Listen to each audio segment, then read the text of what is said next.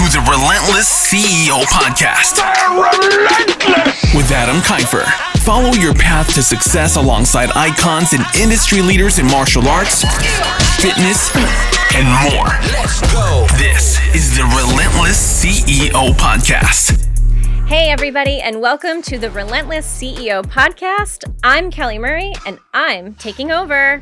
That's right, I'm Kelly Murray. I'm the Chief Operating Officer here at Relentless Media Agency and the Relentless CEO Mastermind, and I'm taking over this podcast today.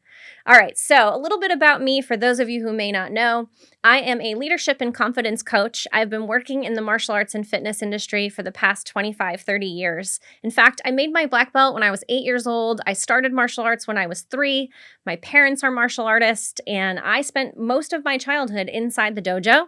So I grew up in this industry. I also pursued this industry as I got a little bit older. I did end up working for a fitness franchise in New York City after I graduated with my degree in psychology. And really, at this point, I love to study the behavior of people in the workplace. So I've kind of made a name for myself studying teams, how they behave, how they act, and how we can cultivate them and make the most of them in our businesses. So today, I'm really excited to share with you guys on one of my most favorite topics, which is team development. I want to start by letting you guys know that I've gotten a lot of complaints recently about a certain generation of employees. But before we go there, I want to back up to maybe 10, 12 years ago when I was getting similar complaints about a different generation of employees. You may remember them. They were called the millennials. Yes, the millennials seemed to be a problem back in the day for a lot of employers who weren't quite used to dealing with the younger generation. But now, fast forward, those millennials are making up the majority of the workforce, and we have about 10, 12 years of experience under our belts. And so now the millennials are not the problem anymore. Now, all the focus is on Generation Z. Yes, that's right. Now we have a new generation of young people who are entering the workforce. Gen Z is pretty much anyone between the ages of 15 to 26.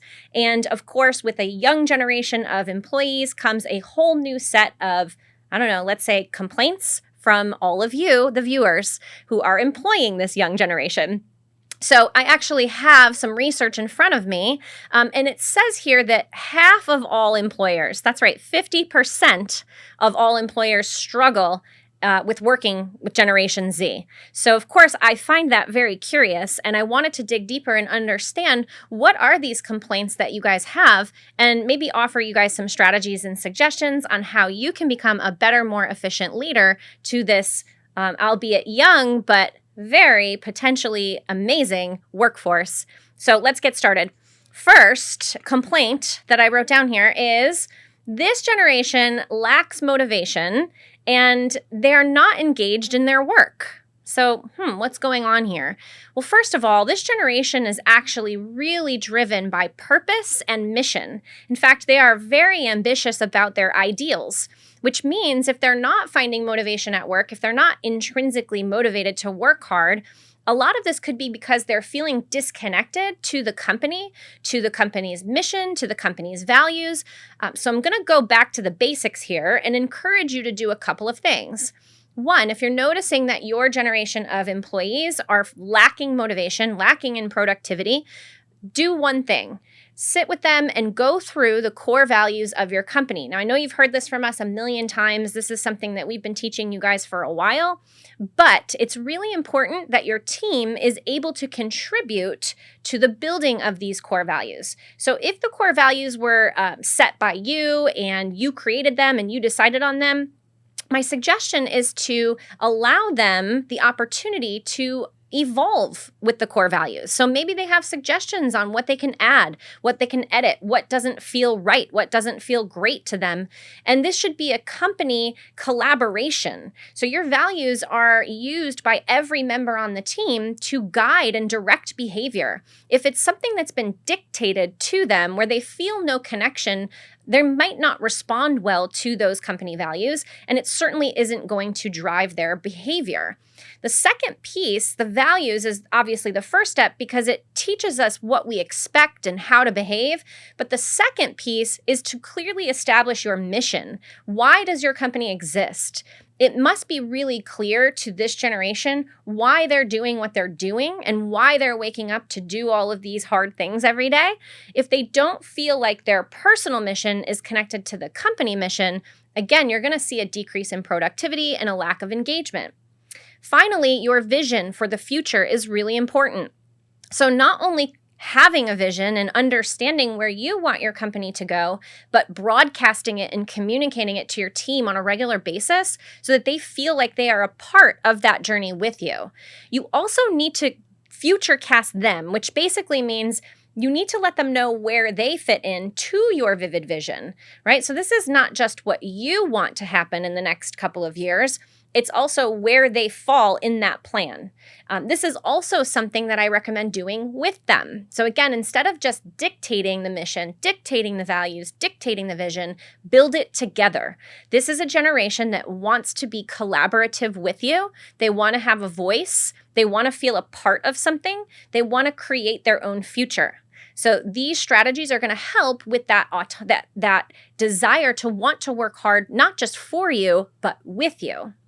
The second thing about this is making sure they have clarity about their own mission in life, about their own core values, which can be completely separate and different than the company's.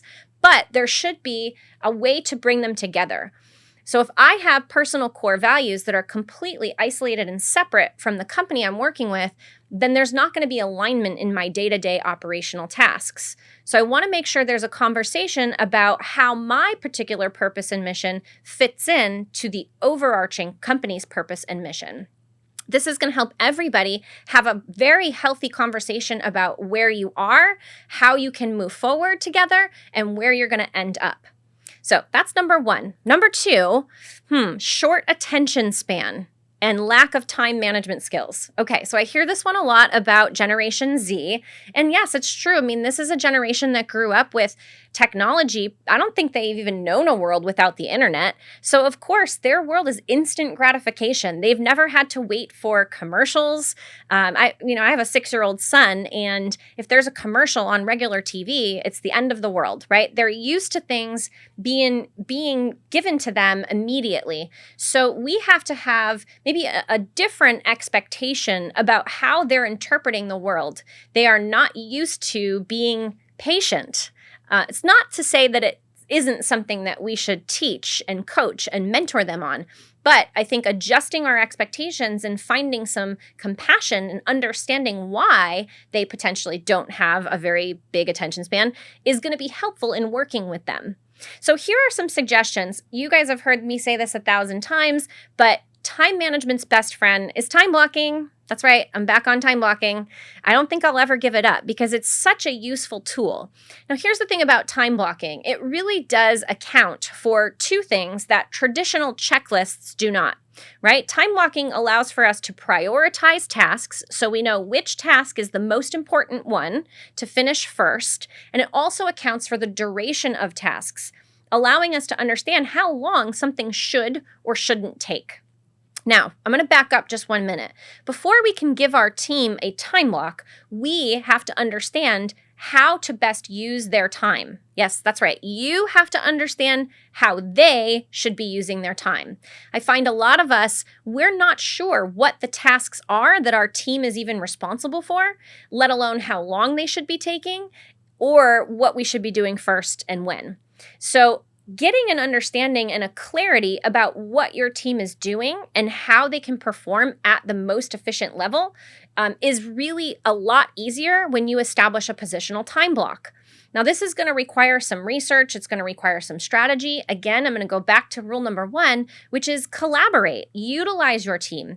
Let them help you create this tool that will actually help themselves. Okay, so positional time blocks are something that you should have from the beginning of someone's employment. It will be more challenging to introduce a time block after someone is used to not having one.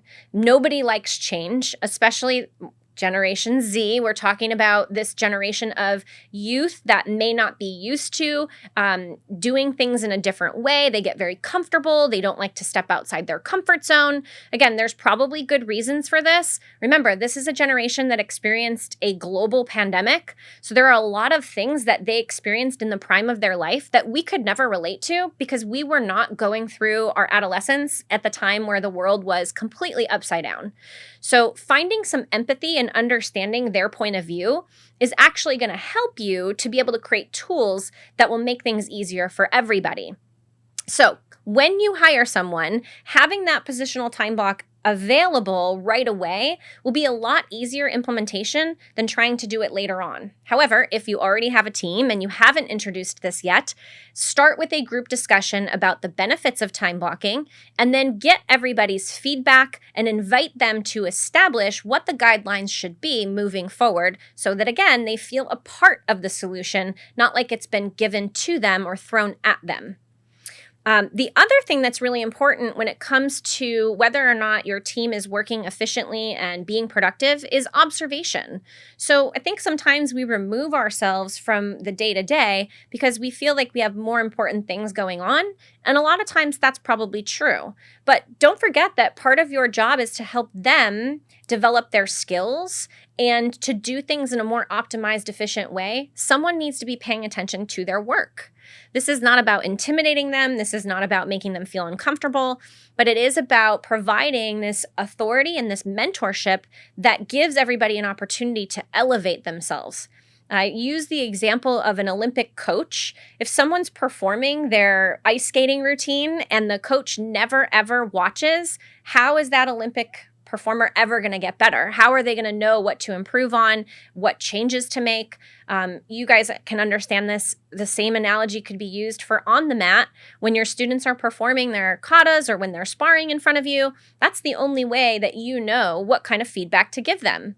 Well, this particular generation, again, maybe one of the complaints is that they don't take feedback well, or they're easily offended by feedback that is designed or intended to elevate and make them better. Part of this is something we need to teach them because, again, they may not have had coaches or mentors in their life who have been willing to observe, to watch their growth, to comment on how they can improve. So this might be a scary and almost a vulnerable position for them to be in. But if we design it together with them so they understand that there is a really important component to receiving feedback that helps everybody grow and makes things easier for all of us, then that observation becomes a normal part of our day-to-day and not something to be feared. So put this on your calendar at least 2 or 3 times a week where you're able to go in and just observe how your employees work. Not with the intention of playing the gotcha game, right? Remember, the gotcha game is where we purposefully go in to find mistakes or to find what they're not doing well. Instead, I want you to put on your I'm going to look for the ways we can make things better glasses, and then go observe your team on shift to see if there are things that you could potentially do to make things easier or more enjoyable for them. Okay, number 3.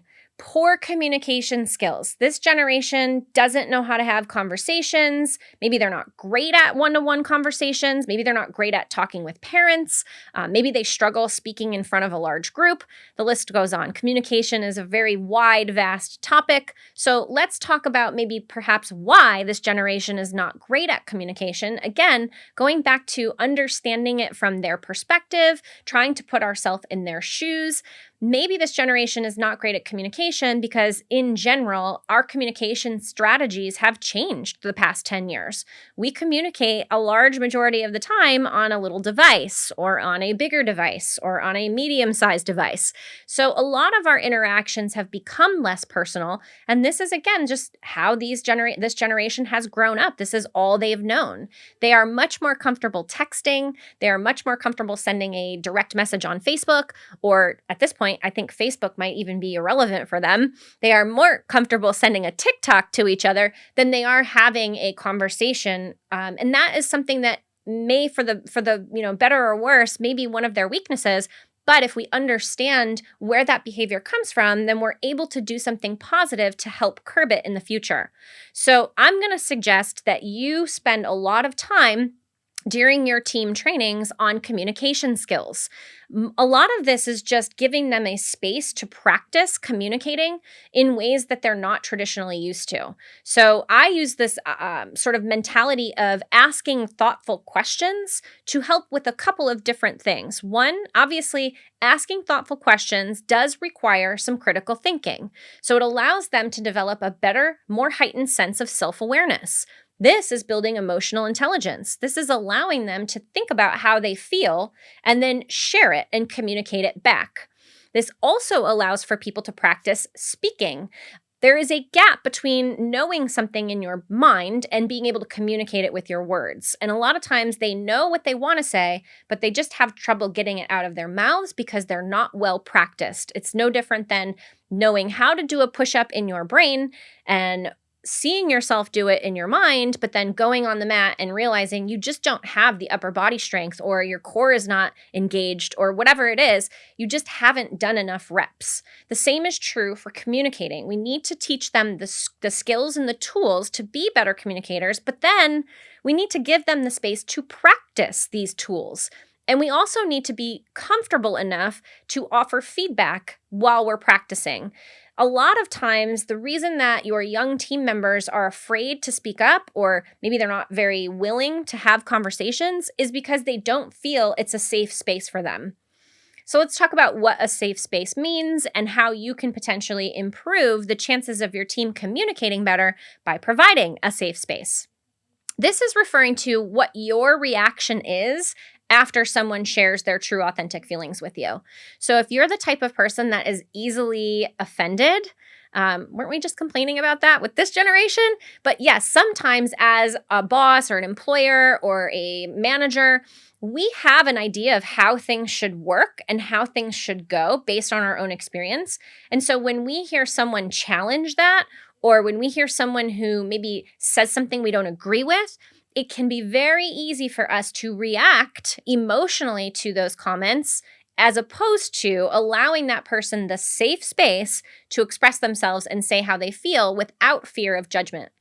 And again, I am not perfect at this. It's something I have to practice daily as well, but it is a really important part of establishing an environment where people feel as though they can communicate in a safe and authentic way.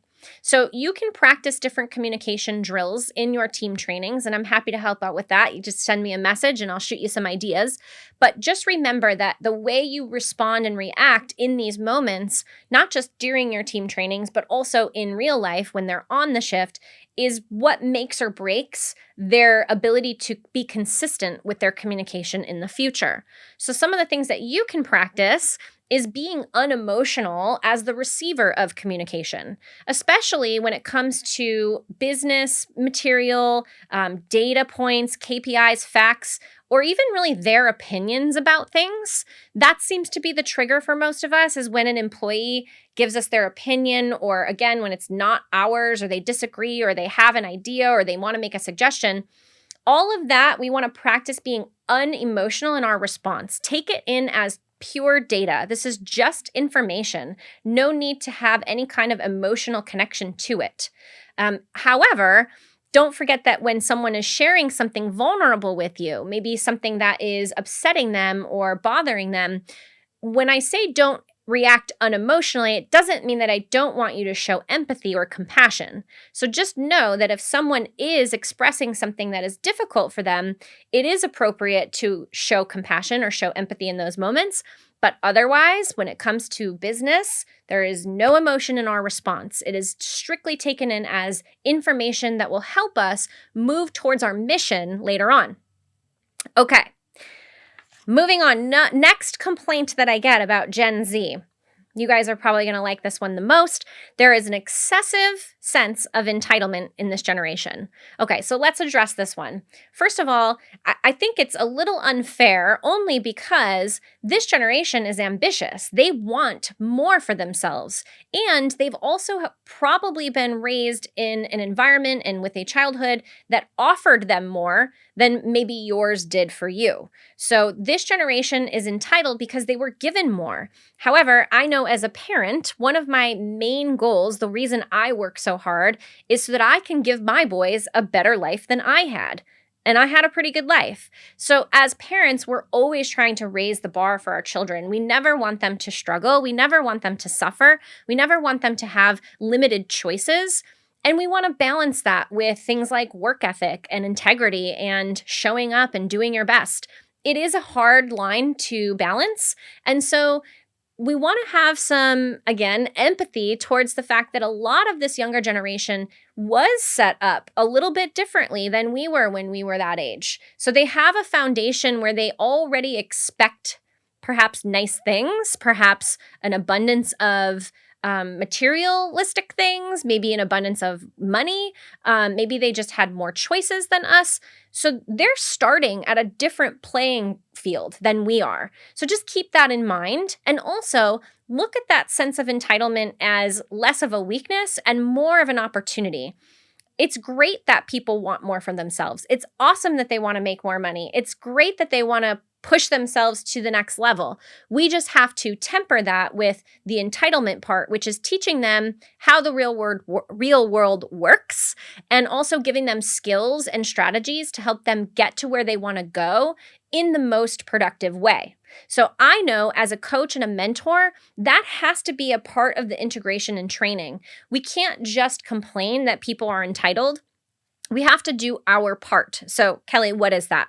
Well, first of all, I think part of the entitlement comes from a lack of understanding and a lack of knowledge. So they think more money or more time off or more bonuses, they think that's going to fix things for them.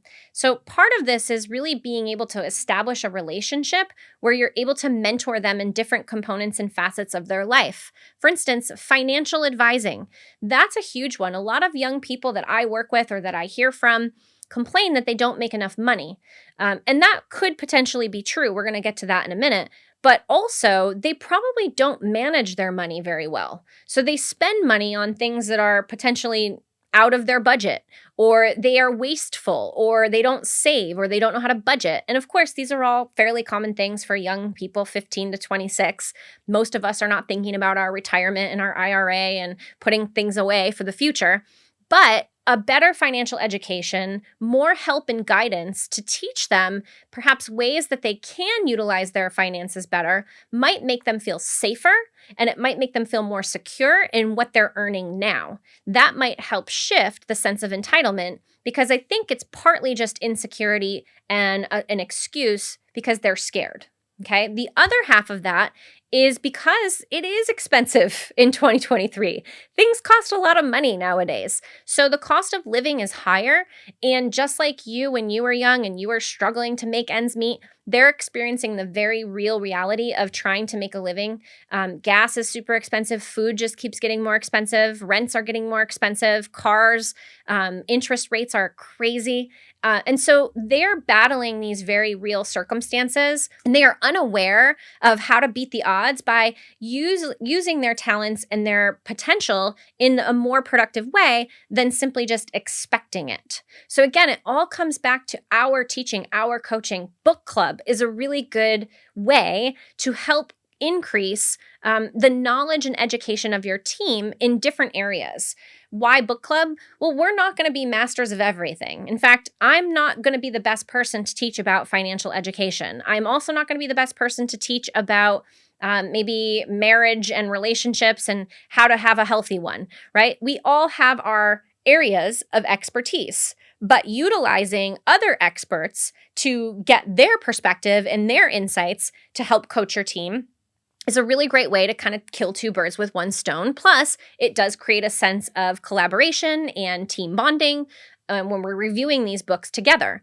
Now, I know that you might think, hey, this is not really a part of what it is that we do, right? We punch, we kick, we sign people up. What does finances and relationships have to do with anything? This is a really important misunderstanding. Just because, and especially for this generation, just because they are showing up to work for you from 9 to 5 or 5 to 9 or whatever it is, does not mean that their life is not significant outside of work. In fact, the very real things that they're dealing with when it comes to their finances and relationships and the things that are stressing them out or not feeling great are absolutely impacting them on the job. So if we ignore and we don't address all of those outside influences, we're actually setting them up to perform even more poor. We're setting them up to fail. We're setting them up to be more unhappy. We're certainly not giving them an opportunity to thrive and experience an environment where they can come in and feel like they are truly valued and truly seen as human beings. Okay, another thing that is really important is that each team member knows what their own financial goals are. I can't tell you how many times I've heard that people want more money, they want a raise, they want a bonus.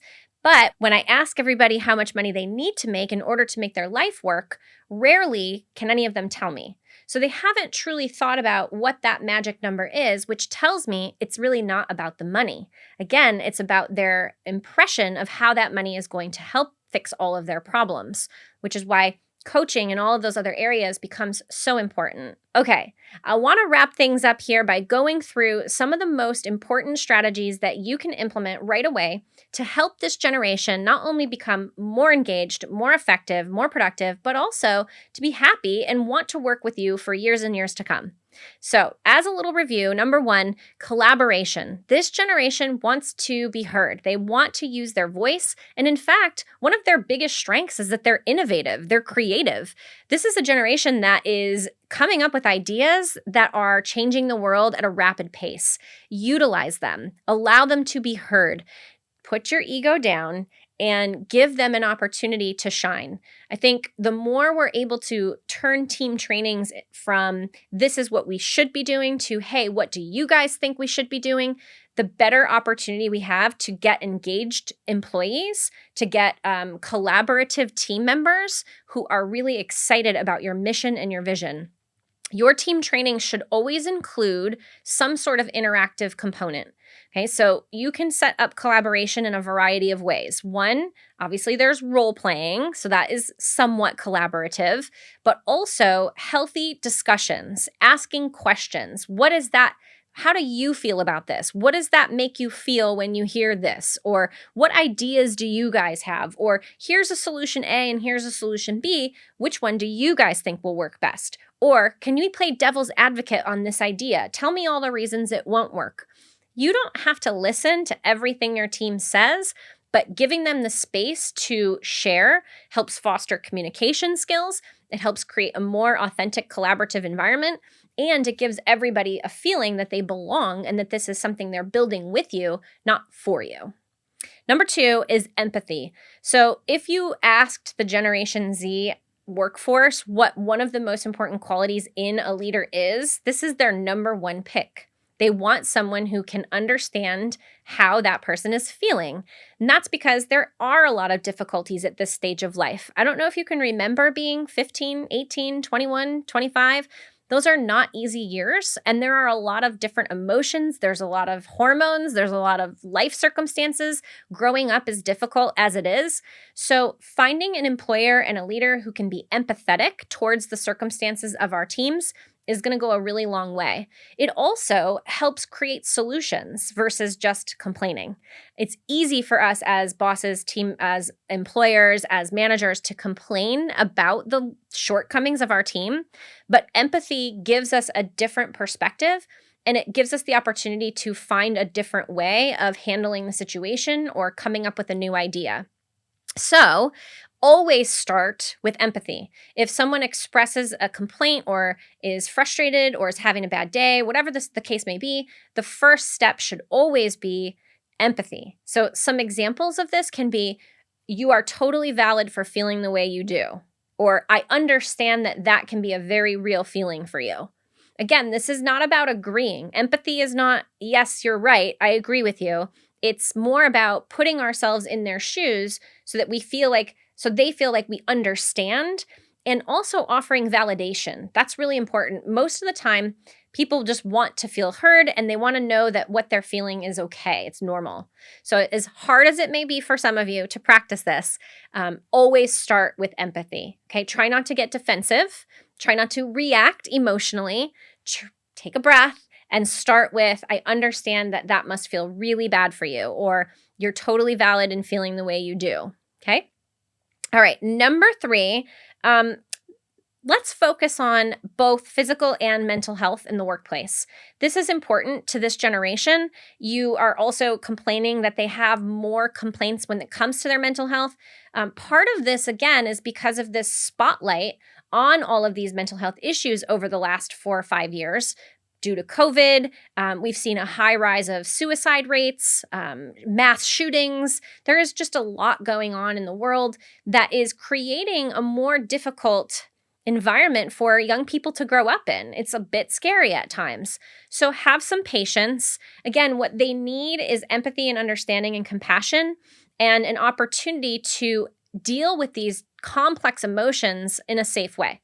So how do we accommodate mental and physical health in the workplace? Well, first of all, physical and mental health are related. So encourage movement, encourage your team to be healthy with their nutrition, with their food. All of that is going to make a huge difference in their mental health and their moods. So we want to have a culture where we promote and encourage people to have access to their physical movement, whether that's offering them some assistance with a gym membership, maybe it's providing special classes for them, obviously not charging them if they work with you for coming to their own class, maybe it's giving them some extra time to fit in a class or two.